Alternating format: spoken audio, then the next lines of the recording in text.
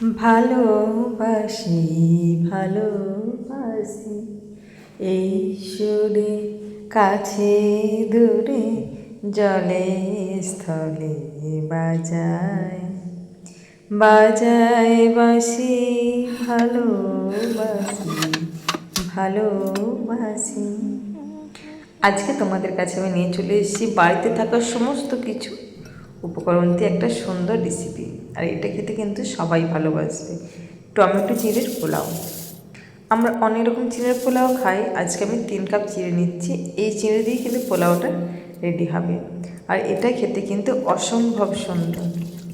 আমরা চিড়ের পোলাও সকালের টিফিনে বা বাচ্চার টিফিনে ব্রেকফাস্টে তো খেয়েই থাকি, কিন্তু এটা খুবই হেলদি একটা রেসিপি যেটা খেতে প্রত্যেকেই ভালোবাসে। কিন্তু আজকে আমি যেভাবে চিড়ের পোলাওটা করব, এইভাবে যদি চিড়ের পোলাও একবার বাড়িতে তৈরি করো তাহলে কিন্তু সবাই এটাই পছন্দ করবে, বলবে কী দিয়ে করেছে, এত সুন্দর হয়েছে। আমার বাড়ির লোক তো তাই বলেছে, আর তোমাদের বাড়ির লোকও সেম একই কথা বলবে। দেখো চিড়েটাকে আমি ভালো মতন করে ফার্স্ট টাইম ধুয়ে নেব।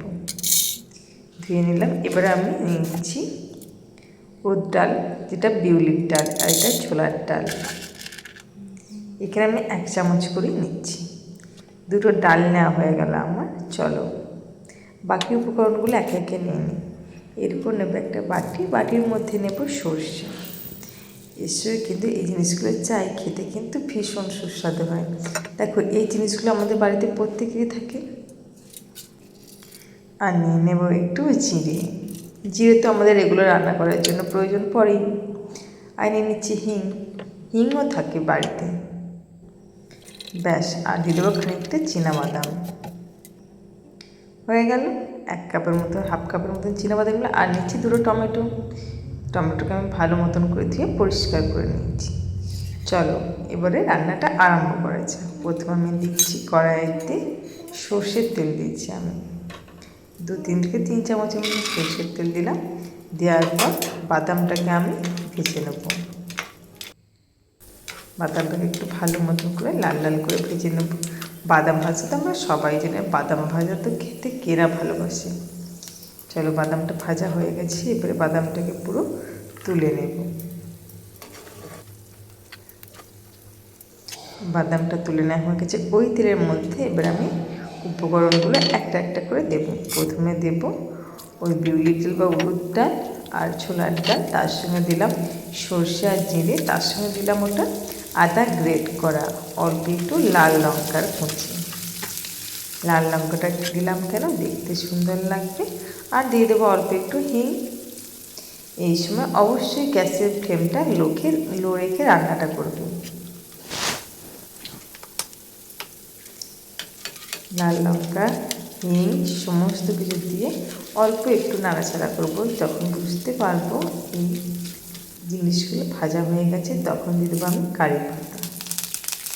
এখানে আমি 2টো কারি পাতা ভালো মতন করে ফ্রেশ কারি পাতা আমি দিয়ে দিলাম। দিয়ে করে হালকা হাতে রান্নাটা করবো।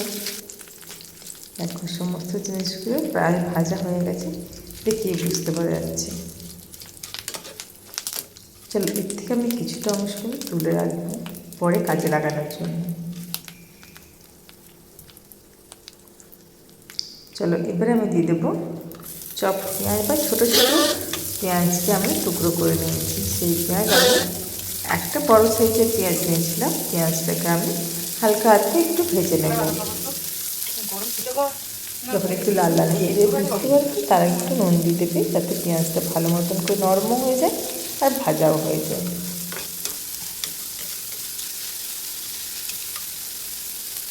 দেখো পেঁয়াজটা প্রায় ভাজা হয়ে গেছে, কালারটা দেখো একটু চেঞ্জও হয়ে গেছে।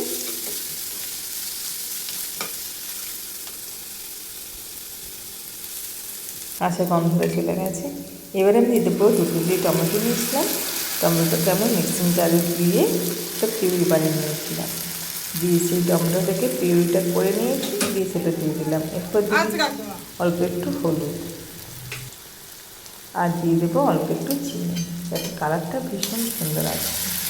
দিয়ে সমস্তটা আমি ভালো মতন করে কষিয়ে নেব।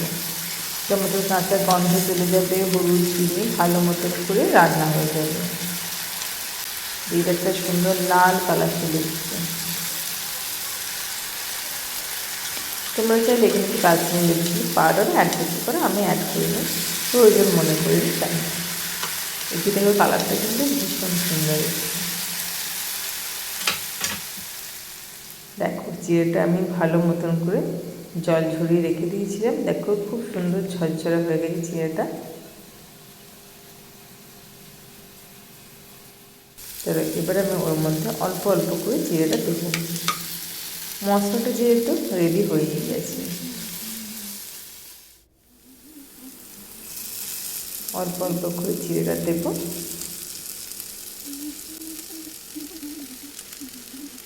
দেখো জিরেটা কিন্তু জলে ভিজিয়ে বেশিক্ষণ রাখবে না, যতক্ষণ ওই ধুতে সময় লাগবে ততক্ষণ দিয়ে এবারে ভালো মতন করে সমস্ত উপকরণটা মিশিয়ে নেব।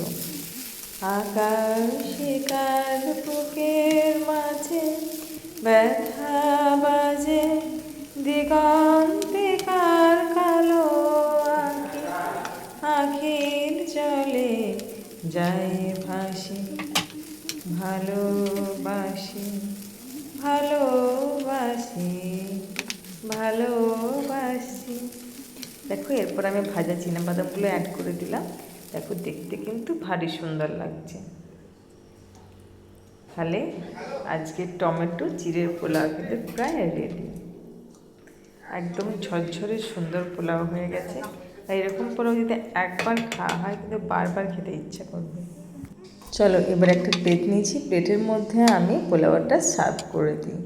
দেখো দেখতে কিন্তু ভারী সুন্দর হয়েছে। আর এইরকম চিড়ের পোলাও যদি খেতে ইচ্ছে করে বাচ্চা টিফিনে দেবে, নিজেরা ব্রেকফাস্টে খাবে, দেখবে সুন্দর। আর কোথাও গেলে এরকম চিড়ের পোলাও করে নিয়ে গেলে কিন্তু কোনো সমস্যাই নেই। আর উপর থেকে আমি একটু কারি পাতা, যেটা আমি ভাজা তুলে রেখেছিলাম, সেটা দিয়ে দিলাম। তাহলে বন্ধুরা আমার ভিডিও যদি ভালো লাগে প্লিজ লাইক আর কমেন্ট করতে একদম ভুলবে না। আর আমার চ্যানেলটা প্লিজ সাবস্ক্রাইব করে দেবে, প্লিজ কমেন্ট করবে। তোমরা ভালো থাকবে, সুস্থ থাকবে। আবার অন্য কোনো দিন অন্য কোনো ভিডিও নিয়ে তোমাদের কাছে হাজির হয়ে যাব। ততক্ষণ তোমরা রেসিপিটা দেখে নেবে আর আমাকে কমেন্ট করবে আর পরের ভিডিওতে অবশ্যই তোমাদের নাম আমি মেনশন করব।